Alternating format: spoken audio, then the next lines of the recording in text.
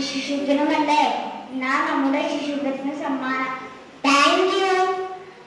ഇതെന്നാ പക്ഷേ റോസാപ്പൂവ്?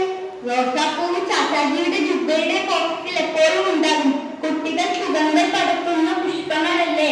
അവർ പടർത്തുന്ന സുഗന്ധത്തിലൂടെയാണ് ഇന്ന് നാട് മാറുന്നത്. നാളത്തെ പൗരന്മാർ ഇവരല്ലേ? അത് ശരിയാ. കുഞ്ഞുങ്ങളുടെ സന്തോഷം തന്നെയാ നമ്മുടെയും സന്തോഷം. നമ്മുടെ നാട്ടിലെ എല്ലാം കാണാനും സന്തോഷിക്കാനുമാ നെഹ്റു ആഗ്രഹിച്ചത്. ഇവർക്ക് മുൻപ് ഇവിടെ അവകാശങ്ങൾ. അതെ, ഇവരുടെ അവകാശം തിരിച്ചു വരുമോ? പക്ഷേ നിങ്ങൾ വിചാരിക്കുന്ന അവകാശമല്ല. പഠിക്കാനുള്ള അവകാശം, കളിക്കാനുള്ള അവകാശം, ജീവിക്കാനുള്ള അവകാശം. അയാൾ എല്ലാവർക്കും റോസാപ്പൂവ് കൊടുത്ത്